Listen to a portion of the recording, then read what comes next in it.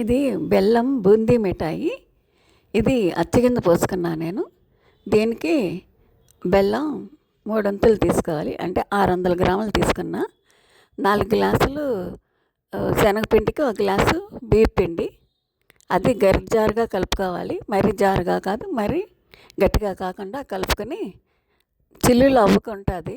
దాంతో అదే బూందీ అవ్వక ఆయిల్ బాగా వేడెక్కాక బూందీ అవ్వకతో ఆయిల్లో ఇది పోసుకుంటే అబకలో పోసుకొని గరిటతో కదిపితే నూనెలోకి దిగుతుంది. బూందీ బాగా వేగి పైకి తేలుతుంది అన్నమాట. ఇది బెల్లం ఉండపాకం పట్టుకోవాలి. ఉండపాకం పట్టాక మొత్తం బూందీ అంతా వేపుకున్నాక ఆ ఉండపాకంలో వేసేసుకొని బాగా కలుపుకొని పళ్ళానికి నెయ్యి రాసుకొని అందులో ఇదంతా పోసుకొని అట్లా నొక్కుంటే అచ్చు కింద అవుతుంది. బాగా అయిన తర్వాత అది కట్ చేసుకోవాలి. ఆరిన తర్వాత ఇది బూందీ మిఠాయి లడ్డు అచ్చు.